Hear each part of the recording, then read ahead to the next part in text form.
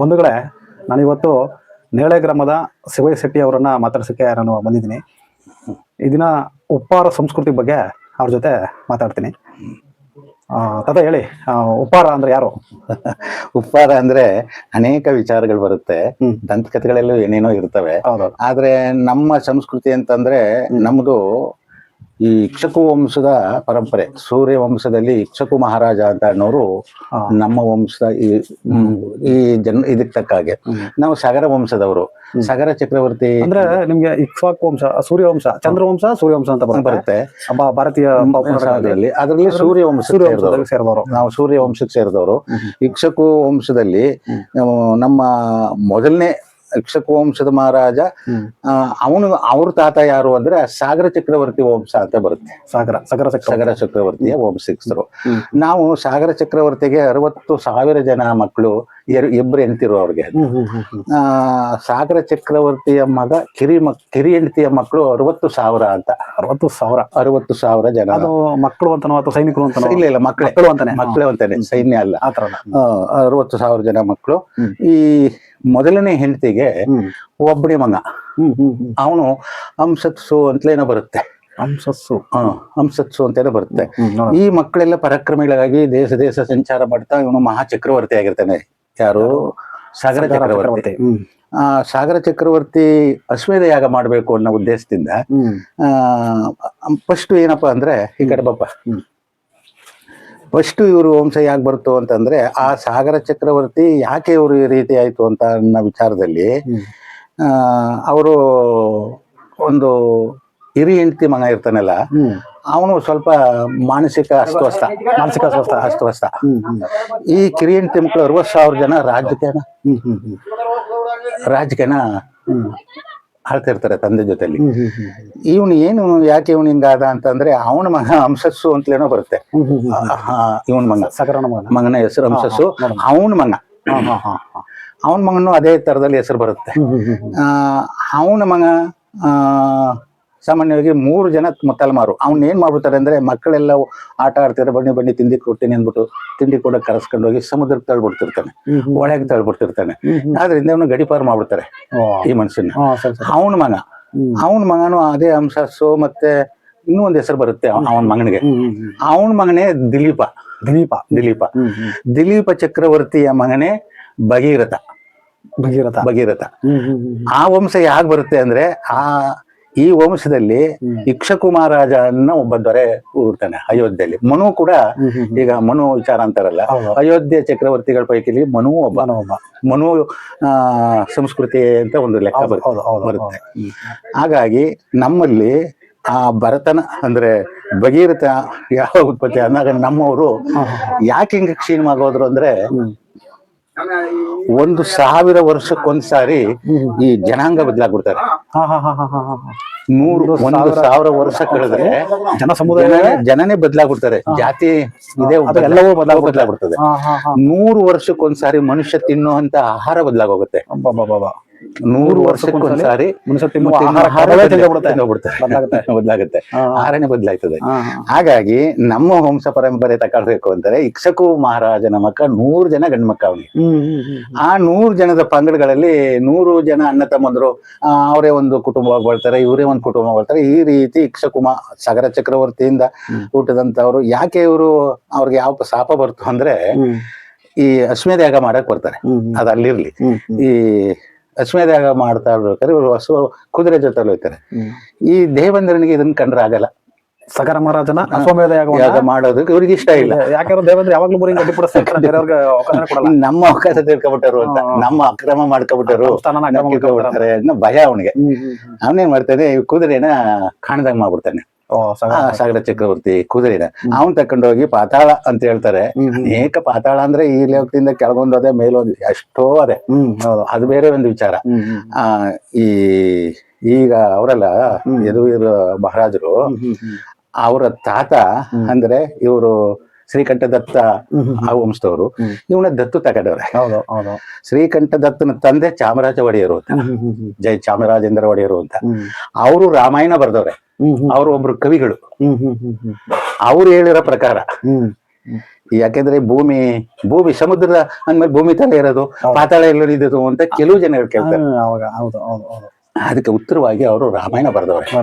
ಆ ರಾಮಾಯಣದಲ್ಲಿ ಏನ್ ಬರೆದವ್ರೆ, ಈ ಪ್ರಪಂಚ ಯಾವ ರೀತಿ ಇದೆ ಅಂದ್ರೆ ಒಂದು ಹತ್ತಿಯ ವೃಕ್ಷ, ಹತ್ತಿ ಮರ, ಹತ್ತಿ ಮರದಲ್ಲಿ ಅದು ಒಂದು ಆಶ್ರಯ ಕೊಟ್ಟಿರ್ತಕ್ಕಂತಹದ್ದೊಂದು ಭೂಮಿ. ಹೌದು. ಆ ಹತ್ತಿ ಮರದಲ್ಲಿ ಎಲೆ, ಕಾಯಿ, ಹೂವು ಈ ರೀತಿ ಇದ್ದು ಹತ್ತಿ ಹಣ್ಣಿನ ಒಳಗಡೆ ಹತ್ತಿ ಹಣ್ಣು ಬಿಡ್ತವೆ ಗುಂಪು ಗುಂಪಾಗಿ. ಆ ಹತ್ತಿ ಹಣ್ಣಿನಲ್ಲಿ ಭಾಗ ಮಾಡಿದ್ರೆ ಒಳಗಡೆ ಚಿಟ್ಟೆಗಳು, ಹುಳುಗಳು ತನ್ನ ಚೆನ್ನಾಗಿರುತ್ತೆ, ಹಣ್ಣು ಚೆನ್ನಾಗಿರ್ತದೆ, ಒಳಗಡೆ ಹುಳುಗಳೆಲ್ಲ ಇರ್ತವೆ. ಆ ರೀತಿ ಈ ಭೂಮಿ ಇರೋದು ಇದೊಂದು ಹತ್ತಿ ವೃಕ್ಷ. ಅದು ಒಂದು ಭೂಮಿ ಮೇಲದೆ ಅರ್ಥ ಅವ್ರು ಬರ್ದಿರೋದು, ಜಯ ಚಾಮರಾಜೇಂದ್ರ ಬರ್ದಿರೋದು. ಅವರು ಒಬ್ರು ಕವಿಗಳು ಮಾತ್ರ. ಆಗ ಅವರು ಆ ರೀತಿ ಭೂಮಿ ಮೇಲೆ ಹತ್ತಿ ಗಿಡ ಎಷ್ಟು, ಎಲೆ ಎಷ್ಟು, ಕೊಂಬೆ ಎಷ್ಟು, ಹಣ್ಣಿನ ಗುಂಪೆಷ್ಟು, ಹಾಗೆ ಹತ್ತಿ ಮರದ ಒಂದು ಹಣ್ಣಿನ ರೀತಿ ಈ ಭೂಮಿ ಅಂತ ಅವ್ರು ಬರ್ದಿರೋಂತ ವಿಚಾರ. ಅದ್ರಲ್ಲಿ ನಾವು ಪ್ರಾಣಿಗಳು, ನಾವು ಹುಡುಗಳಾಗಿದ್ದೀವಿ, ನಾಶ ಆಗುತ್ತೆ, ಉದುರೋಗುತ್ತೆ, ವರ್ಷಕ್ಕೊಂದ್ಸಾರಿ ವರ್ಷಕ್ಕೊಂದರೆ ಹಣ್ಬಿಡುತ್ತೆ, ಈ ರೀತಿ ಜಗತ್ತಿರೋದು ಅಂತ ಅವ್ರು ಹೇಳಿರೋದು. ಅದ್ ಬಿಡಿ, ಅದಷ್ಟಕ್ಕೆ ಅದ್ರ ಅರ್ಥ ಇಷ್ಟೇ. ನಮ್ಮ ಉಪ್ಪಾರ ಯಾರಪ್ಪ ಹಾಗಾದ್ರೆ ಇಕ್ಷಕು ವಂಶದವರು. ಇಕ್ಷಕು ಸೂರ್ಯ ವಂಶದಲ್ಲಿ ಇಕ್ಷಕು ಮಹಾರಾಜ, ಈಗ ಸೂರ್ಯ ಇಕ್ಷಕು ಮಹಾರಾಜನ ಆ ಅನಂತರ 100 ಜನ ಮಕ್ಕಳ ಪೈಕಿಲಿ ನಮ್ಮ ವಂಶ ಪರಂಪರೆ ಬಂದಾಗ ಈ ಅಯೋಧ್ಯೆಗಳಲ್ಲಿ ದೊರೆಗಳಲ್ಲಿ ಆದಂತ ಅವರು ಭಗೀರಥನಿಗೆ 13ನೇ ತಲೆಮಾರು ಹರಿಶ್ಚಂದ್ರ ಮಹಾರಾಜ. 13 ತಲೆ ಭಗೀರಥನಿಗೂ ಹರಿಶ್ಚಂದ್ರನಿಗೂ 13 ತಲೆ. ಆ 13 ತಲೆಮಾರು ಅನಂತರ ಅವ್ರಿಗೆ ಶ್ರೀರಾಮಚಂದ್ರನಿಗೂ ಹರಿಶ್ಚಂದ್ರನಿಗೂ 13 ತಲೆಮಾರು. ಹೀಗೆ ನಮ್ಮ ವಂಶದಲ್ಲಿ ಹರಿಶ್ಚಂದ್ರ ಮಹಾರಾಜ, ಮಹಂದಾತ ಚಕ್ರವರ್ತಿ, ಮತ್ತೆ ಶ್ರೀರಾಮಚಂದ್ರ, ಈ ರೀತಿ ಪರಂಪರೆಯಾಗಿ ನಮ್ಮ ದೇಶ ಸೂರ್ಯ ವಂಶದಲ್ಲಿ ಬಂದಿರ್ತಕ್ಕಂಥವ್ರು. ಇದಕ್ಕೆ ಉಪ್ಪಾರ ಅಂತ ಯಾಕೆ ಬಂತು ಅಂದ್ರೆ ಸಮುದ್ರವೇ ಉಪ್ಪು. ಈಗ ನಮ್ಮಲ್ಲಿ ಈ ಇಂಗ್ಲಿಷ್ನವ್ರ ಕಾಲದಲ್ಲಿ ನಮ್ಮನ್ನ ಅವರು ಬಂದು ನಮ್ಮ ಈ ಏರಿಯಾಕ್ಕೆ ಬಂದಾಗ ಈ ದೇಶದಲ್ಲಿ ಉಪ್ಪಾರ, ಕುಂಬಾರ ಇವರಿಷ್ಟೇ ಅತ್ಯಂತ ಶ್ರೀಮಂತರು ಈ ದೇಶದಲ್ಲಿ, ನಮ್ಮ ಈ ಪ್ರಾಂತದಲ್ಲಿ. ಕೇರಳದಲ್ಲಿ ತಾನೇ ಫಸ್ಟ್ ಹಿಡಿದವರು ಅಲ್ವಾ, ಕೊಚ್ಚಿನಲ್ಲಿ ಬಂದಿಳಿದಾಗ ಅವರು ಈ ದೇಶನ ನೋಡಿದಾಗ, ಈ ದೇಶ ಇದು ಇವರಲ್ಲಿ ಐಕ್ಮತ್ವ ಇರ್ಲಿಲ್ಲ. ಉಪ್ಪಾರ, ಕುಂಬಾರ ಇವರು ಅತ್ಯಂತ ಶ್ರೀಮಂತರು. ಯಾಕೆ ಇವ್ರಿಗೆ ಅಷ್ಟೊಂದು ಶ್ರೀಮಂತತನ ಅಂದ್ರೆ, ಆಗ ಮಡಿಕೆಗಳಿಗೆ ಆ ಬೆಲೆ ಇತ್ತು, ಪ್ರತಿಯೊಬ್ಬರಿಗೂ ಬೇಕು, ಅವಶ್ಯಕತೆ ಇರುತ್ತು. ಈ ಉಪ್ಪಿಗೂ ಕೂಡ ಅಷ್ಟೇ ಬೆಲೆ ಇತ್ತು. ಈ ಇದ್ರಲ್ಲಿ ಬರುತ್ತೆ ಎಲ್ಲಿ, ಈ ಬೆಂಗಳೂರಿನ ಕೆಂಪೇಗೌಡ ಅನ್ನೋರ ಕಾಲದಲ್ಲಿ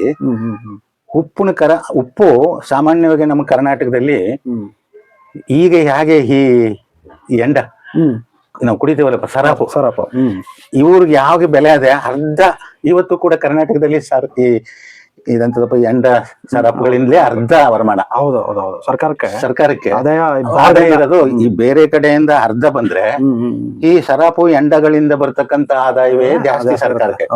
ಆಗ ಯಾವ ಕಾಲದಲ್ಲಿ, ಈ ಕೆಂಪೇಗೌಡನ ಕಾಲದಲ್ಲಿ ಈ ಉಪ್ಪಿನ ಕರದಿಂದ್ರೆ ಅರ್ಧ ಸಂಪಾದನೆ ಆಯ್ತಿತ್ತಂತೆ. ಅಷ್ಟು ಇದ್ದೂರಿಯಾಗಿತ್ತು. ಉಪ್ಪಿನ ಮಾಡೋರು ಅಷ್ಟು ಅನುಕೂಲವಾಗಿದ್ರು. ಅವ್ರಿಗೆ ಕರ ಕೊಡ್ತಿದ್ರು. ಕರ ಅಂದ್ರೆ ಪೊಗದಿ ಅಂತ ತೆರಿಗೆ ಕೊಡ್ತಿದ್ರು. ಇದು ಅವ್ರೇನ್ ಮಾಡ್ತಿದ್ರು ಅಂದ್ರೆ, ಈಗಿನ ಈ ಅನೇಕ ದೇವಾಲಯಗಳವಲ್ಲ, ಈ ಉಪ್ಪಿನಿಂದ ಬಂದ ಕರದಿಂದ ಬೇರೆ ಕಡೆ ಉಪಯೋಗಿಸ್ತಿರ್ಲಿಲ್ಲ ಅವರು. ಯಾರು? ಕೆಂಪೇಗೌಡ. ಇದನ್ನ ಸದುಪಯೋಗ ಪಡಿಸ್ಕೊತಿದ್ರು. ಎಲ್ಲಿ ಕೋಟೆಗಳು ಕಟ್ಟಬೇಕು, ಎಲ್ಲಿ ದೇವಸ್ಥಾನಗಳು ಕಟ್ಟಬೇಕು, ಎಲ್ಲಿ ಕೆರೆಗಳು ಕಟ್ಟಬೇಕು, ಇಂಥದಕ್ಕೂ ಉಪಯೋಗಿಸ್ಕೊತಿದ್ರು ಅಂತ ಕೆಂಪೇಗೌಡನ ಚರಿತ್ರೆಯಲ್ಲಿ ಬರುತ್ತೆ ಅವರು. ಇದು ಹಾಗಾಗಿ ಈ ರೀತಿ ಅದಕ್ಕನ್ವಯವಾಗಿ ಇಲ್ಲಿ ಬ್ಯಾಡ್ಮುಳ್ಳು ಅನ್ನೋ ಒಂದು ಊರದೆ,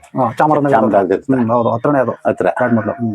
ಆ ಬ್ಯಾಡ್ಮುಳ್ನಲ್ಲಿ ಒಬ್ರು ಬ್ರಾಹ್ಮಣ ವಂಶದಲ್ಲಿ ಅತ್ಯಂತ ಶ್ರೇಷ್ಠವಾದಂತ ಜ್ಞಾನಿಗಳು ಅವರು. ಅವ್ರು ಹೇಳಿರೋ ಪ್ರಕಾರ ಉಪ್ಪಾರಿಲ್ಲದ ಗುಡಿ ಗೋಪುರವಿಲ್ಲ, ಉಪ್ಪಾರಿಲ್ಲದ ಕೋಟೆ ಕೊತ್ತಲಗಳಿಲ್ಲ, ಉಪ್ಪಾರಿಲ್ಲದ ಕೆರೆ ಕಟ್ಟೆಗಳಿಲ್ಲ. ಹೌದು, ಉಪ್ಪಾರು ಇರೋ ಕಡೆ ಕೆರೆ ಇದ್ದೇ ಇರ್ತದೆ. ಉಪ್ಪಾರು ಇಲ್ಲದೇ ಇರೋಂತ ಇದೇ ಇಲ್ಲ ಭಾರತದಲ್ಲಿ ಅಂತ. ಸಾಮಾನ್ಯವಾಗಿ ಹೇಳ್ಬೇಕು ಅಂದ್ರೆ ನಮ್ಗೆ ಹಿಂದಿ ಆ ಕಡೆ ಎಲ್ಲ ಲೂನಿಯಾ ಅಂತ ಕರೀತಾರೆ. ಬಿಹಾರ ಉತ್ತರ ಪ್ರದೇಶ ಕಡೆ ಎಲ್ಲ ನಮ್ಗೆ ಸಾಮಾನ್ಯವಾಗಿ ಸಿಂಗ್ ಜನ ಎಲ್ಲ ಕೂಡ ಉಪ್ಪಾರ್ರೆ.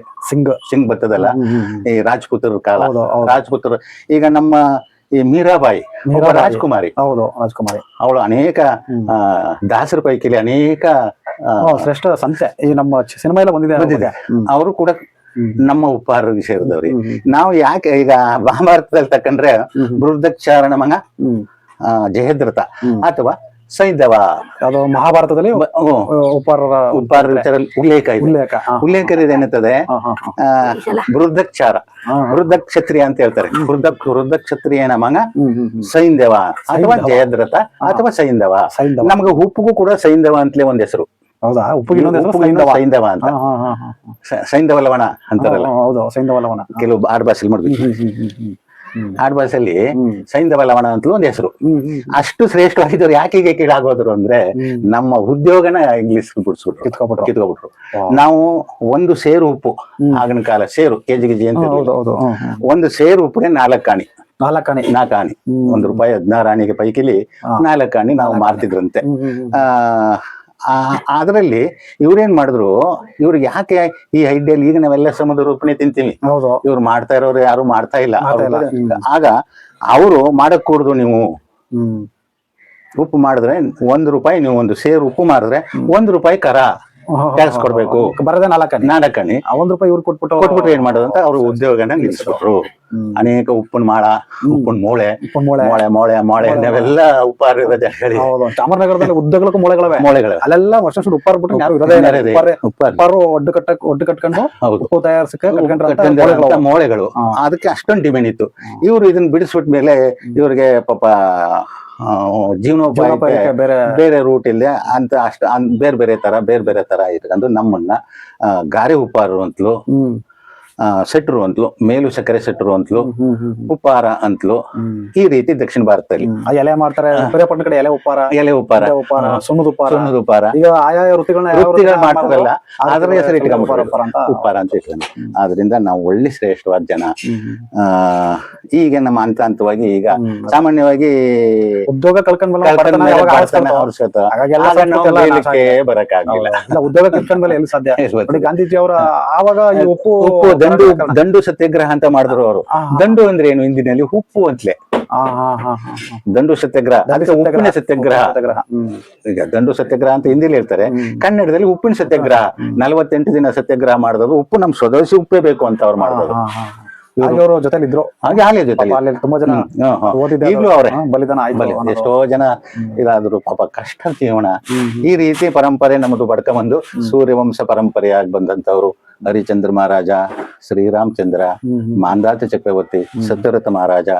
ಈ ರೀತಿಯಾಗಿ ಋಷಿಗಳ ಪೈಕಿಲಿ ವಿಶ್ವಾಮಿತ್ರರು, ಆಮೇಲೆ ಅಸೀತ, ದೇವಲಕ, ಅಸೀತ ಮಹರ್ಷಿ, ದೇವಲಕ ಮಹರ್ಷಿ, ವಿಶ್ವಾಮಿತ್ರ ಮಹರ್ಷಿ, ಇಂಥವರೆಲ್ಲ ಈ ಪರಂಪರೆ ಸೂರ್ಯವಂಶದ ಪರಂಪರೆಯಲ್ಲಿ ಬಂದ ಋಷಿಗಳ ಮುನಿಗಳ ಪೈಕಿ. ಈಗಲೂ ನಮ್ಮನ್ನ ಹೆಚ್ಚಿಗೆ ಇದಾಗೋದು ಅಂದ್ರೆ ವಿಶ್ವಾಮಿತ್ರನ ಒಬ್ಬರಿಗೆ ಅಪ್ಪ ಇಟ್ಕೊಂಡವ್ರೆ. ಅವನು ಕ್ಷತ್ರಿಯ. ಈಗ ಅವನು ಆ ಪರಂಪರೆ ತಾನೇ. ಈಗ ಹರಿಶ್ಚಂದ್ರನ ಒಂದು ಸಿನಿಮಾ ಬಂದಾಗ ಹೇಳ್ತಾರೆ, ನಿಮ್ ಜಾತಿ ನೀ ಅಲ್ವಾ, ನಿನ್ಗೆ ಯಾಕೆ ಇಷ್ಟಿದು ಅಂತ ವಶಿಷ್ಠರು ಕೇಳ್ತಾರೆ. ಅರ್ಥ ಮಾಡ್ತೀವಿ, ಪ್ರತಿಯೊಂದಲ್ಲಿ ಅದೇ ಬರ್ತಿರ್ತದೆ. ಅದರಲ್ಲಿ ಇವನು ಹೇಳ್ತಾನೆ, ದೇವರ ಸಭೆಯಲ್ಲಿ ಸತ್ಯ ಬೇಕು, ಸತ್ಯವಂತರು ಯಾರಿದ್ದರು ಭೂಲೋಕದಲ್ಲಿ ಎಂದಾಗ ವಿಶ್ವಾಮಿತ್ರರು ಹರಿಶ್ಚಂದ್ರನ ಹೆಸರು ಹೇಳ್ತಾರೆ. ಸತ್ಯವಂತರು ಭೂಲೋಕದಲ್ಲಿ ಯಾರಪ್ಪ ಅಂದ್ರೆ ಹರಿಶ್ಚಂದ್ರ ಕಣೆಯ ಅಂತ. ಆಗ ಇವ್ರಿಗೂ ಒಳಗೆ ಇವನಿಗೆ ಸಂತೋಷವೇ, ನಮ್ ಜಾತಿಲಿ ಇಂಥವ್ರು ಇದ್ದಾರಂತಲ್ಲ ಭೂಲೋಕದಲ್ಲಿ, ಸಂತೋಷ ನಮ್ಗೆ. ಆದ್ರೆ ಅವ್ರ ಸತ್ಯನ ನಾನ್ ರಾಜ ಕ್ಷತ್ರಿಯ, ಅವನು ಎಲ್ರಿ ಸತ್ಯ ಕೆಡಿಸೋದು ಬಹಳ ಇದು. ಇವನಿಗೆ ಬೇಕಾದಷ್ಟು ಕಷ್ಟಪಟ್ಟಲ್ವ ಋಷಿ ಆಗಿರೋದು. ಇವನು ಕಷ್ಟಪಟ್ಟನಲ್ಲ, ಯಾಕಂದ್ರೆ ಇವ್ರಿಗೆ ಸ್ಪರ್ಧೆಯವ್ರಿಗೆ ವಸಿಷ್ಠ ಮುನಿಗಳು ನಮ್ಮ ಸೂರ್ಯವಂಶ ಪರಂಪರೆಯ ಋಷಿಗಳ ಪೈಕಿಲಿ ಅವ್ರ ಗುರುಗಳಾದ್ರು. ನಮ್ ಗುರುಗಳು ಹೇಗೆ ನಮ್ಗೆ ಚಿತ್ರದುರ್ಗ ಗುರುಗಳು ಯಾರು, ಹಾಗೆ ಈ ಇಕ್ಷಕು ವಂಶದ ಗುರುಗಳು ಅವರು ಈಗಲೂ ಕೂಡ ಅಯೋಧ್ಯೆಯಲ್ಲಿ ಅದೆಲ್ಲ ಇದ್ದೇ ಇರುತ್ತೆ. ಈ ತರವಾಗಿ ಋಷಿಗಳ ಮುನಿಗಳ ಪೈಕಿಲಿ ಅವರು, ರಾಜರ ಪೈಕಿಲಿ ಇವರು, ಇದೇ ರೀತಿ ಮಾಡ್ಕೊಂಡ್ಬಂದದ್ದು ನಮ್ಮವರು. ಈಗ ನಾವು ಬಡತನದಲ್ಲಿದ್ದೇವೆ. ನಮ್ಮನ್ನ ಯಾಕಂದ್ರೆ ನಮ್ಮ ಆಚಾರ ವಿಚಾರಗಳಲ್ಲಿ ಸ್ವಲ್ಪ ವ್ಯತ್ಯಾಸ ಆಗಿದೆ. ಆಗಿದೆ. ಯಾಕಾಯ್ತು ಅಂದ್ರೆ ಬಡತನವೇ ಕಾರಣ. ಹೌದು. ಈಗ ನಿಯಮವಾಗಿರಕ್ಕಾಗಲ್ಲ. ಆ ರೀತಿ ಆದದ್ರಿಂದ ನಮ್ಗೆ ಬಡತನ ಪ್ರಾಪ್ತಿಯಾಗಿರೋದು. ಇವರು ಸಾಧಾರಣವಾಗಿ ಉಪ್ಪಾರರಿಗೆ ಜನವಾರ ಕೂಡ ಉಂಟು. ಜನವರ ಇದೆಯಾ? ಜನವಾರನೂ ಉಂಟು. ಈಗ ನಾಮದ ಉಪ್ಪಾರ ಅಂತನೋ, ನಾಮದ ಉಪ್ಪಾರ ಅಂತನೋ. ಅಂದ್ರೆ ಒಂದು ಅವ್ರು ಹೇಗೆ ಅಂದ್ರೆ ನಾವು ಯಾವಾಗ ಉದ್ಯೋಗನ ಕಲ್ಕತ್ತೀವಿ ಆಗ ಯಾರ್ಯಾರಿಗೆ ಯಾವ ಉದ್ಯೋಗ ಸಿಗ್ತವೆ ಅಲ್ಲಿ ಹೋಗ್ತಾರೆ. ಯಾಕೆ ಇವ್ರು ಇಷ್ಟು ಕ್ಷೀಣ, ಅವ್ರ ಅಷ್ಟೊಂದು ಲಕ್ಷಣ, ಇವ್ರೊಂದು ಇಷ್ಟೊಂದು ಲಕ್ಷಣ ಅಂತ ಅಂದ್ರೆ, ಈಗ ನಾವು ರೈತರ ಅಂತ ಇಟ್ಕೊಳ್ಳಿ, ನಾವು ಹೊಲ ಗದ್ದೆಲಿ ಬಿಸಿಲು ಬೀತಿಲ್ ಕರೆದ್ರೆ ನಾವು ಒಂದು ಸರಿ ತೆಕ್ಕೊಂಡು ಒಂದ್ ಚಡ್ಡಿ ಇಟ್ಕೊಂಡು ಮುಖ ಎಲ್ಲ ಬಾಡ್ಕೊಂಡು ಇರುತ್ತೆ. ಅದೇ ನಮ್ಮ ಅಣ್ಣ ತಮ್ಮನ, ಈಗ 4 ಜನ ಮಕ್ಳು ಇರ್ತಾರೆ, ಒಬ್ಬ ಗೌರ್ಮೆಂಟ್ ಕೆಲಸದಲ್ಲಿ ಇರ್ತಾನೆ, ಒಬ್ಬ ಬಿಸ್ನೆಸ್ ಅಲ್ಲಿ ಇರ್ತಾನೆ, ಒಬ್ಬ ಆರಾಮ ಮಾಡ್ತಿರ್ತಾನೆ. ಇವರು ಬಿಸ್ನೆಸ್ ಅಲ್ಲಿ ಇರೋದೇ ಒಂದ್ ರೀತಿ ಮುಖ, ಮತ್ತೆ ಡ್ಯೂಟಿಲಿ ಇರೋದೇ ಒಂದ್ ಮುಖ, ಚೇಂಜ್ ಆಗ್ಬಿಡ್ತದೆ. ಯಾಕಂದ್ರೆ ಇವರೇ ಬೇರೆನೋ ಅವರೇ ಬೇರೆ ಏನೋ ರೀತಿಲಿ ಬಂದ್ಬಿಡ್ತದೆ. ಹಾಗೆ ನಾವು ಹಿಂಗಡಾಗ್ಬಿಟ್ಟಿದೀವಿ ಎಲೆಕ್ಷನ್ ದಲ್ಲಿ ಆಗ್ಲಿ, ದೈಹಿಕ ಇದರಿಂದ ಆಗ್ಲಿ, ಜ್ಞಾನ ಜಾತಿ ಒಂದೇ ನಾವು. ಆದ್ರೂ ಕೂಡ ನಮ್ಮಲ್ಲೇ ಕಾಣ್ತದಲ್ಲ ವಿದ್ಯಾವಂತರ ಮಗ. ಇದರಲ್ಲಿ ಕೂಡ ಬಿಂದುಸಾರ ನಮಗ ಅಶೋಕ ಚಕ್ರವರ್ತಿ ಅಂತ ಬರುತ್ತೆ. ಬಿಂದು ಅಂದ್ರೆ ಏನು? ಸಂಸ್ಕೃತದಲ್ಲಿ ಉಪ್ಪು ಅಂತಲೇ. ಬಿಂದು ಅಂದ್ರೆ ಉಪ್ಪು, ಅದು ಒಂದ್ ಹೆಸರು. ಬಿಂದು ಅಂದ್ರು ಕೂಡ ಉಪ್ಪೆ. ಚೋಳ ಅಂದ್ರು ಕೂಡ ಉಪ್ಪು. ಚೌಳ್ ಮಣ್ಣು ಅಂತೀವಿ. ಚೌಳು ಮಣ್ಣು, ಹೌದು. ಉಪ್ಪು ತಯಾರಿಸೋದು ಹಳ್ಳಿಗಳಲ್ಲಿ ನಮ್ಮ ಈ ಕಡೆ ಎಲ್ಲ ಚೌಳ್ ಮಣ್ಣು, ಸೌಳು ಮಣ್ಣು, ಉಪ್ಪು ಮಣ್ಣು ಅಂತ ಕರೀತಾರೆ. ಅದಕ್ಕೆ ನಮ್ಮಲ್ಲಿ ಈ ಕ್ಷಾರ ಅಂದ್ರೆ ಈ ಕ್ಷಾರ ಮಣ್ಣು, ಕ್ಷಾರ ಮಣ್ಣು. ಆಗ ಇವ್ರಿಗೆ ಏನ್ ಹೇಳ್ತದೆ ಅಂದ್ರೆ, ಈ ಬಿಜ್ಜಳ ದೊರೆ ಕಲ್ಚಾರರ ವಂಶದಲ್ಲಿ ಹುಟ್ಟಿದಂತ ಬಿಜ್ಜಳ ದೊರೆ. ಕಲ್ಚೋರಿಗಳು. ಕಲ್ಚೋರ್ ಅಂದ್ರೆ ಏನು? ಕಲ್ಲುಪ್ಪು ಅಂತ. ಅದು ಒಂದು ಉಪ್ಪು ಅದೇ, ಕಲ್ಲುಪ್ಪು ಅಂತ. ಆಮೇಲೆ ಕಪ್ಪು ಉಪ್ಪು ಇರ್ತದೆ, ಅದೆಲ್ಲ ಎಲ್ಲ ಬೇಕಾಗುತ್ತೆ. ಹಾಗಾಗಿ ಕುಡಿರಿ. ಕುಡಿರಿ, ಏನಿಲ್ಲ, ಮಾತಾಡಿ ಕುಡ್ಕೊಂಡೆ ಮಾತಾಡಿ, ಏನಿಲ್ಲ. ಆ ರೀತಿ ಇರೋದ್ರಿಂದ ನಮ್ಗೆ ಈ ಬಿಂದು ಉಪ್ಪು, ಚಾರ ಅಂದ್ರೆ ಉಪ್ಪು, ಬಿಂದುಸಾರ ಉಪ್ಪಿನ ವಂಶದಲ್ಲಿ ಹುಟ್ಟಿದಂತ ಅಶೋಕ ಚಕ್ರವರ್ತಿ.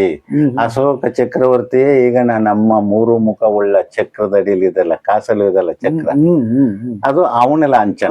ಹೌದು. ಈ ಅಶೋಕನ್ ಚಕ್ರವರ್ತಿ ವಿಚಾರ ಹೇಳ್ಬೇಕು ಅಂದ್ರೆ ಅವನು ಬಹಳ ಇದು ಪಾಪ. ಅವನ ತಾಯಿನ ಅವನು ಕಿರಿ ಹೆಂಡತಿ ಮಗ. ಅವ್ರ ತಂದೆ ಈ ತಾಯಿ ಈ 100 ಜನ ಹಿರಿಯಡ್ತಿ ಮಕ್ಕಳು. ಸಾಗರ ವಂಶದಲ್ಲಿ 100 ಜನ ಕಿರಿಯಡ್ತಿ ಮಕ್ಕಳು. ಈ ಬಿಂದುಸಾರನ ವಂಶ, ಈ ಪರಂಪರೆ, ಅಶೋಕನ್ ಚಕ್ರವರ್ತಿ ಅವನು ಕೂಡ ನಮ್ಮ ಉಪ್ಪಾರೆ. ಬಿಂದುಸಾರನ ಮಗ. ಬಿಂದು ಅಂದ್ರೆ ಉಪ್ಪು, ದಂಡು ಅಂದ್ರೆ ಉಪ್ಪು, ಸೈಂಧವ ಅಂದ್ರೆ ಉಪ್ಪು, ಕಲ್ಚರ್ ಅಂತ ಅಂದ್ರೆ ಕಲ್ಚರು ಅಂತ ಅಂದ್ರೆ ಕಲಚೂರಿಗಳು ಇವೆಲ್ಲ ನಮ್ಮ ಇದಕ್ಕೆ. ಚೋಳರು ಅಂದ್ರೆ ಅವರ ಸಂಸ್ಕೃತಿನ ಬಿಂಸ ಅಂತ ಹೆಸರುಗಳನ್ನ ಅವ್ರ ಸಾಮ್ರಾಜ್ಯಕ್ಕೆ ಇಟ್ಕೊಂಡಿದ್ದಾರೆ. ಈಗ ನಮ್ಮ ಇದಲ್ಲಪ್ಪ, ನಮ್ಮಲ್ಲಿ ಕಾಂಗ್ರೆಸ್ನವರು ಅಸ್ತ ಇಟ್ಕೋತಾರೆ, ಬಿಜೆಪಿ ಅವರು ಹಂಗೆ ಅವರವರ ವಂಶ ಪರಂಪರೆಯಲ್ಲಿ ಅದೊಂದು ಬಾಟ ಅವ್ರಿಗೆ, ಅವರವ್ರನ್ನ ಲಾಂಛನ. ಆಗ ಈ ರೀತಿ ಅವರು ಕೂಡ ನಮ್ಮ ಈಗಿನ ಕಾಲಕ್ಕೆ ತಕ್ಕ ಇವರು ಕೂಡ ಅದನ್ನ ಅಲ್ಲಿಂದನೇ ಸಾರಾನಾಥ ಅಂತಕ್ಕಂಥದ್ರಿಂದ ಈಗಿನ ಬಾವುಟ ತಂದಿರೋದು. ಸಾರಾನಾಥದಲ್ಲೇ ಅವ್ರು ಇದ್ದದು. ಸಾರಾನಾಥದಿಂದ ಈ ಅಶೋಕ ಚಕ್ರವರ್ತಿ ಲಾಂಛನನೇ ನಮ್ಮ ಇಂಡಿಯಾ ದೇಶದ ಲಾಂಛನ. ಚಕ್ರ ನೋಡಿ, ಬಾಗಿಲಿದೆಯಲ್ಲ, ಆ ರೀತಿ ಚಕ್ರ ಇರೋದು. ಇದು ನಮ್ಮ ವಂಶದ ಕುರು ಅಂತ. ಇಲ್ಲಿ ಹಾಗಾದ್ರೆ ಯದುವಂಶ ಮತ್ತೆ ಚಂದ್ರವಂಶ ಅಂದ್ರೆ ಈ ಪಾಂಡವ ವಂಶ. ಪಾಂಡವಂದ್ರು ಶಾಂತನ ಚಕ್ರವರ್ತಿ, ಮತ್ತೆ ಶಕುಂತಳ, ದುಷ್ಯಂತ, ಶಾಂತಳ ಚಕ್ರವರ್ತಿ, ಇವರು ಈ ವಂಶಕ್ಕೆ ಸೇರಿದವರು.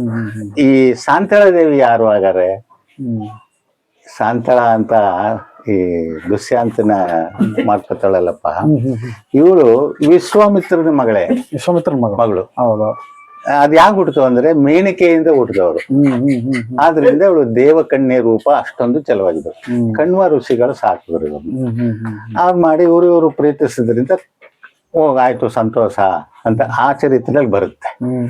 ಅದು ಈ ಚಂದ್ರವಂಶದವ್ರು.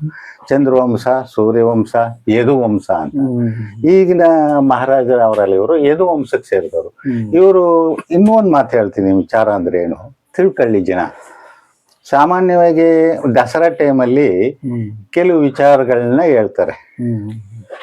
ನಾನು ಅದನ್ನೇ ಓದಿ ಚೆಕ್ ಮಾಡ್ತಿರ್ತೀನಿ. ಹಾಗಾಗಿ ಮನಸ್ಸಲ್ಲಿ ಮಾನಸಿಕವಾಗಿ ನಾವು ಚರ್ಚೆ ಮಾಡಕ್ ಹೋಗಲ್ಲ, ಯಾಕಂದ್ರೆ ನಂಬಲ್ಲ ಜನ. ಸತ್ಯ ಸುಳ್ಳಾಗ ಜಾಗದಲ್ಲಿ ಅಸತ್ಯ ಹೇಳ್ಬೇಡ ಅಂತ ಹೇಳುತ್ತೆ ಬರುತ್ತೆ. ಹಾಗಾಗಿ ಇವ್ರು ಹೇಳೋ ಟೈಮ್ ಏನ್ ಹೇಳ್ತಾರೆ, ಗರಳಾಪುರಿಗೆ ಸುಮಾರು 3 ಮೈಲಿ ದೂರದಲ್ಲಿ ಸುತ್ತೂರು ಅನ್ನೋ ಒಂದು ಊರಿತ್ತು. ಅಲ್ಲಿ ಒಬ್ಬರು ಗುರುಗಳಿದ್ರು. ಅಲ್ಲಿ ಇವರು ದೇಶ ಸಂಚಾರಿಯಾಗಿ ಯದುರಾಯ, ರಂಗರಾಯ ಅಂತಕ್ಕಂಥವ್ರಿಬ್ರು ಬಂದ್ರು ಇಲ್ಲಿಗೆ. ಎಲ್ಲಿಂದ? ಗುಜರಾತ್ನವರು. 16 ಅಥವಾ ಸುತ್ತೂರ? 16 ಅಲ್ಲ, ಆದಿನಾಡು ಸಂಸ್ಥಾನ ಅಂತ. ಆದಿನಾಡು ಬೇರೆ, ಅದು ಬೇರೆ. ಮೈಸೂರು ಅನ್ನೋ ಹೆಸರೇ ಇರ್ಲಿಲ್ಲ. 1520ನೇ ಇಸ್ವಿಲಿ ಮೈಸೂರು ಅಂತ ಹೆಸರು ಬಂತು. ಅಲ್ಲಿವರೆಗೂ ಇದಿಲ್ಲ, ಆದಿನಾಡು ಸಂಸ್ಥಾನ ಅಂತ. ಆದಿನಾಡು ಸಂಸ್ಥಾನ ಈ ಪ್ರಾಂತಕ್ಕೆಲ್ಲ 16 ಅಂತ ಹೆಸರಿಟ್ಕೊಂಡವ್ರೆ ಅಂತ ಈ ರೀತಿ ಒಂದು ಚರಿತ್ರೆ ಬರುತ್ತೆ. ಒಬ್ಬೊಬ್ರು ಒಂದೊಂಥರ ಹೇಳ್ತಿರ್ತಾರೆ, ಅವ್ರವ್ರು ತಿಳಿದ ವಿಚಾರ ಹೇಳ್ತಿರ್ತಾರೆ. ಅವ್ರ ಹಿರಿಯರು ಹೇಳ್ದ ದಾರಿಲಿ ಅವ್ರು ಹಿಂಗಿತ್ತಂತೆ ಹಿಂಗಿತ್ತಂತೆ ಅಂತ ಹೇಳ್ತಾರೆ. ಅಲ್ಲೇನಂತ ಹೇಳ್ತಾರೆ ಅಂದ್ರೆ, ಈ ಗರಳಾಪುರ ಅಂದ್ರೆ ನಂಜನಗೂಡು.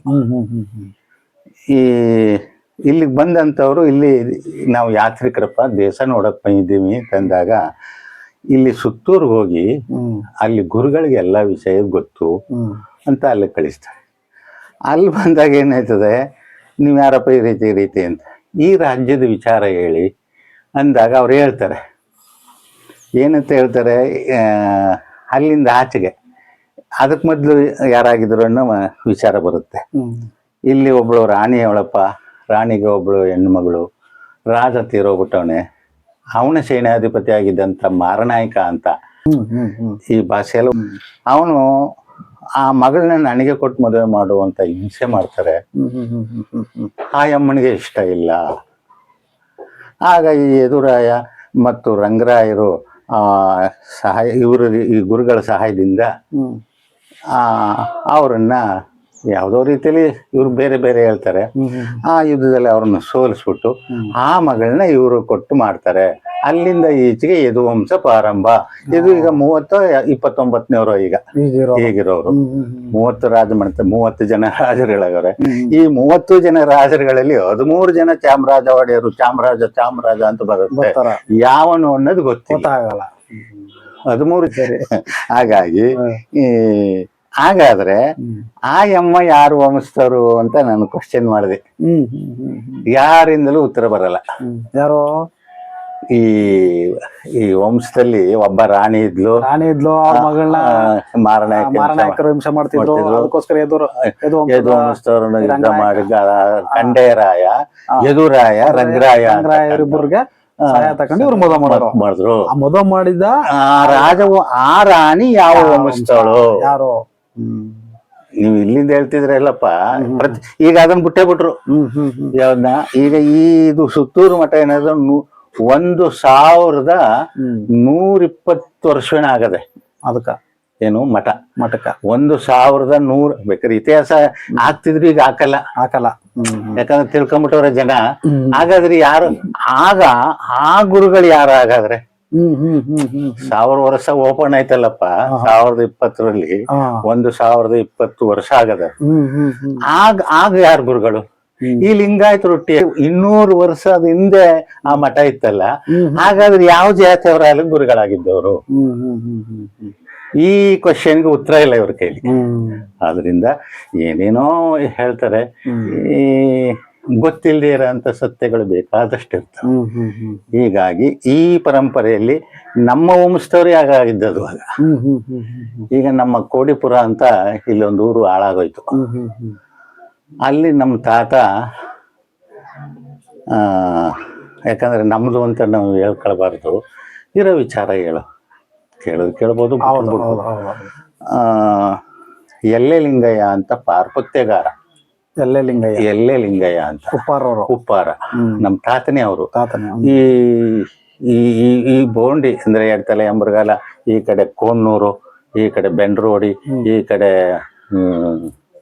ಇನ್ನೊಂದು ಊರದೆ ನಿಟ್ರೆಯಿಂದ ಆಚೆ ಕುಲಗಾಣ.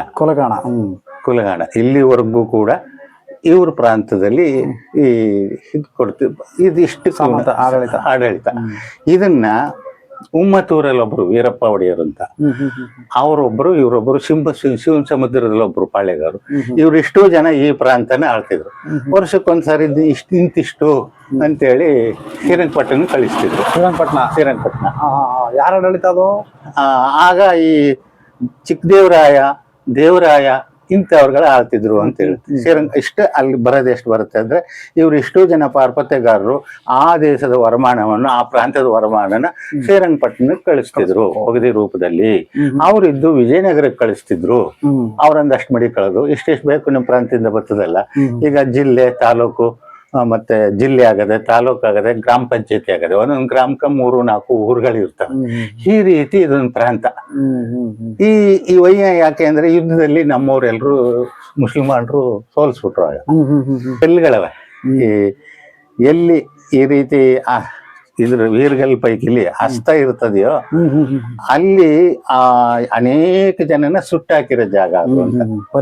ಬಲಿದಾನ ಯಾಕೆ ಮಾಡ್ತಿದ್ರು ಅಂದ್ರೆ, ಒಂದು ವಿಜಯನಗರ ಸಾಮ್ರಾಜ್ಯ ಅಂತ ಒಂದು ಪುಸ್ತಕ ಬರ್ತವ್ರೆ, ಅದರಲ್ಲಿ ಬರುತ್ತೆ ಈ ವಿಚಾರಗಳೆಲ್ಲ. ಅದನ್ನ ಜನಗಳು ಅಧ್ಯಯನ ಮಾಡೋದು ಕಷ್ಟವೇ. ಅನೇಕ ವಿಚಾರವಾದ ಅದರಲ್ಲಿ ಸತ್ಯದ ವಿಚಾರಗಳು ಅವೆ. ವಿಜಯನಗರ ಸಾಮ್ರಾಜ್ಯನ ತಕ್ಕಂಡ್ರೆ ಆಗ ಅದರಲ್ಲಿ ಏನಂತ ಬರ್ತದೆ ಅಂದ್ರೆ, ನಮ್ಮವ್ರು ಬರ್ದಿಲ್ಲ ಅಂದ್ರೆ, ನಮ್ಮ ಇಂಡಿಯಾದವರಲ್ಲ, ಚೀನಾ ದೇಶದವರು, ಈಗ ಪತ್ರಿಕಾಕರ್ತರಂತಾರಲ್ಲ, ಆ ರೀತಿ ಅವರು ಪ್ರವಾಸ ಬಂದಿದ್ದವರು. ಈ ಊರು 60 ಸುತ್ತಳತೆ, 60 ಮೈಲಿ ಸುತ್ತಳತೆ. ಆಮೇಲೆ ಇಲ್ಲಿಯ ಜನ ಅವ್ರು ಬರ್ದಿರೋದು, ರಾಜನೇ ಮೊದಲುಗೊಂಡು ಮಾಂಸಾಹಾರಿಗಳೇ, ಅವ್ರು ಬರ್ಕೊಂಡಿರೋದು ಅವ್ರ ಇದರಲ್ಲಿ. ಅಲ್ಲಿ ಒಂದು ಬೀದಿ ಅದ, ಒಂದು ಪ್ರಾಂತ, ಅದೊಂದು ಕಡೆ ಅದ. ಅವರು ತೆಳ್ಳಗೆ ಬೆಳ್ಳಗೆ ಅವ್ರೆ, ಅವ್ರನ್ನ ಬ್ರಾಹ್ಮಣರೇ ಅಂತಾರೆ. ಅವರು ತೆಳ್ಳಗೆ ಬೆಳ್ಳಗೆ ಅವ್ರೆ, ಅವರು ಕುಟುಂಬ ಜೀವಿಗಳು. ಅವ್ರು ಬರ್ದಿರೋದು ಚೀನಾದಲ್ಲಿ. ಈಗ ನಮ್ಮ ಉಪ್ಪಾರ ಜನ ಎಲ್ಲರೂ ಮಾಂಸಾಹಾರಿಗಳು. ನಮ್ಮ ಪುರಾಣದಲ್ಲೇ ಬರ್ತದೆ, ಮಾಂಸನೇ ಇವರು ಉಪಯೋಗಿಸಿದ್ರು. ಕ್ಷತ್ರಿಯರು ಮಾಂಸಾಹಾರಿಗಳೇ. ಹಾಗಾದ್ರೆ ನಮ್ಮ ಉಪ್ಪಾರ ಜನಾಂಗದಲ್ಲಿ ಯದುವಂಶದಲ್ಲಿ ಹೇಳಿದ್ದದೇ ವಿನಃ ಯಾದವಿ ಕಲಹ ಯಾಕೆ ಬಂತು ಅಂದ್ರೆ, ಕುಡ್ಕಂಡ್ ಜಗಳ ಆಡ್ಕಂದ್ರು ಅಂತ ಬರುತ್ತೆ ಮಹಾಭಾರತದಲ್ಲಿ. ಈ ನಮ್ಮಲ್ಲಿ ಕುಡಿಯೋದು ಅನ್ನೋದೇ ಗೊತ್ತಿರ್ಲಿಲ್ಲ, ಸರಾಯಿ. ಇವರು ನಮ್ಮ ಜನಾಂಗ ಕುಡಿಬೇಕಾದಾಗ ಕುಡ್ಕೆರೆ ಮೊದಲನವರು, ಆಮೇಲೆ ಹೊಯ್ಸಳರು. ಈಗ ಎಲ್ಲಿ ಇನ್ನೊಂದು ಉದಾಹರಣೆ ಹೇಳ್ಬೇಕು ಅಂದ್ರೆ, ಕಲ್ಲು ಕತೆ ಹೇಳುತ್ತೆ ಅಂತ ಒಂದು ಜನ ಅಭಿಪ್ರಾಯ ಪಟ್ಟರು. ನಿಜ. ಯಾಕಂದ್ರೆ ಕೆಂಪು ಮಿಶ್ರಿತ ಕಲ್ಲುಗಳಿಂದ ಕಟ್ಟಿರ್ತಕ್ಕಂತ ದೇವಸ್ಥಾನವೆಲ್ಲ ಉಪ್ಪಾರದೆ. ಮೇಲ್ಕೋಟೆ, ಈಗ ನಮ್ಮ ದೇವಸ್ಥಾನ ಅದಲ್ಲ ನಂಜನಗೂಡು, ಈ ಕೆಂಪು ಮರಳು ಮಿಶ್ರಿತ ಅಂದ್ರೆ, ಈ ಚಪ್ಪಡಿ ಇರೋದೇನಾಯ್ತದೆ ಒಂಥರ ಕೆಂಪು ಕಾಣ್ತಿರ್ತವೆ. ಅಂತ ಕಲ್ಲಿನ ಕಟ್ಟಿರೋದೆಲ್ಲ ಈ ಚಾರುಕ್ಯರಿದೆ. ಅಲ್ಲಿ ಉಪ್ಪಾರು ಅಂತ ಬರಲ್ಲ, ಚಾರುಕ್ಯ ಮನೆತನದವರು. ಈ ಬಳಪನ್ ಕಲ್ಲಿನಿಂದ ಕಟ್ಟಿರ್ತಕ್ಕಂಥದ್ದೆಲ್ಲ ಹೊಯ್ಸಳರದು, ಕಗ್ಗಲ್ಲಿನಿಂದ ಕಟ್ಟಿರ್ತಕ್ಕಂಥದ್ದೆಲ್ಲ ವಿಜಯನಗರದವ್ರದು ಅಂತ. ಈ ರೀತಿ ಒಂದು ಅಭಿಪ್ರಾಯ ಕಂಡು ವಿಜ್ಞಾನಿಗಳು ಶೋಧನೆ ಮಾಡಿರೋ ಪ್ರಕಾರ ಹೇಳ್ತಾರೆ ಈಗ. ಹಾಗಾಗಿ ನಮ್ಮಲ್ಲಿ ಅವ್ರು ಹೇಳಿರೋ ಪ್ರಕಾರ ನಾವು ಉಪ್ಪಾರಿಲ್ಲದ ಗುಡಿಗೊಬ್ಬರವಿಲ್ಲ, ಉಪ್ಪಾರಿಲ್ಲದ ಕೆರೆ ಕಟ್ಟೆಗಳಿಲ್ಲ, ಉಪ್ಪಾರಿಲ್ಲದ ಕೋಟೆ ಕೊತ್ತಲುಗಳಿಲ್ಲ, ಎಲ್ಲ ಇವರೇ ಇದ್ರು. ಇವರು ಅವ್ರವ್ರ ಉದ್ಯೋಗದ ಮೇಲೆ ಗಾರೆ ಉಪ್ಪಾರ, ಎಲೆ ಉಪ್ಪಾರ, ರೆಡ್ಡಿ ಉಪ್ಪಾರ ಅಂತ ಏನೋ ಒಂದೊಂದ್ ಕಡೆ ಹೇಳಿರಂತ. ನಮ್ಮನ್ನ ಮೇಲ್ ಸಕ್ಕರೆ ಶೆಟ್ಟರ್ಗಳು ಅಂತಿದ್ರು, ನಾವು ಉಪ್ಪುಲ ಶೆಟ್ಟರ್ಗಳು ಅಂತಿದ್ರು. ಆಮೇಲೆ ಮೇಲ್ ಸಕ್ಕರೆ ಶೆಟ್ಟರ್ಗಳು ಇದು ಮೇನ್ ಆಗಿದ್ರು. ನಾವು ಮೇಲ್ಸೋದಂತೆ ಮೈಸೂರಿಗೆ ಅಂದ್ರೆ ಶ್ರೀರಂಗಪಟ್ಟಣ. ಶ್ರೀರಂಗಪಟ್ಟಣದ ವಿಚಾರನೂ ಅದೇ. ಅಲ್ಲಿ 6 ವರ್ಷ ಇದ್ದಿ ನಾನು. ಅಲ್ಲಿಯ ಚರಿತ್ರೆ ಕೂಡ ಅದೊಂದು ರೀತಿಲಿ ಆಯ್ತು. ನಮ್ಗೆ ಇಷ್ಟೊಂದು ತಿಳುವಳಿಕೆ ಇಲ್ಲ ಆಗ. ಅದ್ರ ವಿಚಾರ ಓದಿದ್ದೀನಿ. ಉಪ್ಪಾರ ಕಿಟ್ಟರು, ಶ್ರೀರಂಗಪಟ್ಟಣ ಅಷ್ಟಗ್ರಾಮ ಅಂತ ಮೊದಲನೇ ಹೆಸರು ಅದಕ್ಕೆ. ಅಷ್ಟಗ್ರಾಮ ಅಧಿಪತಿಗಳು ಉಪ್ಪಾರ ಕಿಟ್ಟರು. ಈಗ ಅಲ್ಲಿ ಇಲ್ವೇ ಇಲ್ಲ. ಪಕ್ಕದಲ್ಲೆಲ್ಲ ಒಂದು ಊರಲ್ಲಿ ಉಪ್ಪಾರ ಅಂತ ಅವ್ರ ಈ ಕವಿ ಹೇಳವ್ರೆ ಏನಂತಲ ಅಂದ್ರೆ, ಸತ್ಯ ಎಂಬುವುದು ತಾಮಿತ್ಯದಲ್ಲೇ ಬೆರೆದಿಹುದು, ಸತ್ಯ ಎಂಬುವುದು ತಾನು ಮಿಥ್ಯದಲ್ಲೇ ಬೆರೆದಿರುವುದು. ಮಿಥ್ಯ ಸತ್ಯಗಳೆರಡು ಒಟ್ಟಿಗೆ ಬೆರೆದಿದ್ದರು ಹಿಯ ಪರದಲ್ಲಿ ಸತ್ಯಕ್ಕೆ ಜಯ ಎಂದ ಸರ್ವಜ್ಞ. ಸರ್ವಜ್ಞ ವಚನದಲ್ಲಿ ಸತ್ಯವೆಂಬುದು ಮಿಥ್ಯದಲ್ಲೇ ಬೆಳೆದಿರುವುದು ಅಂದ್ರೆ ಇಬ್ರು ಒಂದೇ ದಾರದಲ್ಲಿ ಪೋಣಿಸಲ್ಪಟ್ಟ ಮಣಿ. ಅದು ಕೆಂಪು, ಇದು ಬೆಳಕು ಇರಬಹುದು, ಆದ್ರೆ ಅದಿಲ್ಲದೆ ಲಕ್ಷಣ ಕಾಣದೇ ಇಲ್ಲ. ಸುಳ್ಳು ಬೇಕೇ ಹಾಗಾಗಿ ಈ ರೀತಿ ಅದ್ರಲ್ಲಿ ಲೆಕ್ಕ ಇರೋದು. ಹಾಗಾಗಿ ನಮ್ಮವರಂತೂ ಶ್ರೇಷ್ಠ ಜನಗಳೇ. ಆದ್ರೆ ಸೀತಾದೇವಿ ಇದ್ದಾರಲ್ಲ, ಶ್ರೀರಾಮಚಂದ್ರ, ಜನಕ ಮಹಾರಾಜ ಕೂಡ ಈ ನಮ್ಮ ಜನಕ ಮಹಾರಾಜ ಹುಟ್ಟಿದ್ದು ಇದಲ್ವಪ್ಪ, ವಿಚಾರಗಳನ್ನ ಅನೇಕ ಗುರುಗಳಿಂದ ಅನೇಕ ಬುದ್ಧಿವಂತರಿಂದ ತಿಳ್ಕೊಂಡಿರ್ಬೇಕು. ಇದೇ ಜ್ಞಾನ ಅಂತಕ್ಕಂಥ. ಇಷ್ಟು ನಮ್ಮ ಮತ್ತೆ ಉಪ್ಪಾರದು ಕಟ್ಟೆ ಗಡಿ ಕುಲ ಬೆಡಗು ಅಂತೆಲ್ಲ ಇದೆಯಲ್ಲ, ಮನೆ ದೇವರುಗಳು ಅಂತ, ಅದ್ರ ಬಗ್ಗೆ ಒಂಚೂರು ಮಾಹಿತಿ ಕೊಡಿ. ಕಟ್ಟೆಗಡಿ ವಿಚಾರ ಅಂದರೆ 1914ನೇ ಇಸ್ವಿನಲ್ಲಿ ಇದು ಕಟ್ಟೆಗಡಿಯನ್ನ ವಿಚಾರ ಬಂತು. ಆಗ ಏನಕ್ಕಾಗಿ ಇದು ಮಾಡಿದ್ರು ಅಂದರೆ, ಇಂಡಿಯಾ ದೇಶದಲ್ಲಿ ಬರೀ 4 ಕೋಟಿ ಜನ ಇದ್ದದು. ಆಯಾ ಜನಾಂಗದವರು ಒಂದೊಂದು ಗುಂಪು ಮಾಡ್ಕೊಂಡು ರಕ್ಷಣೆ ಮಾಡ್ಕೊಳ್ಳಿ ನಿಮ್ಮ ಅಂತೇಳಿ ಮೈಸೂರು ಮಹಾರಾಜರು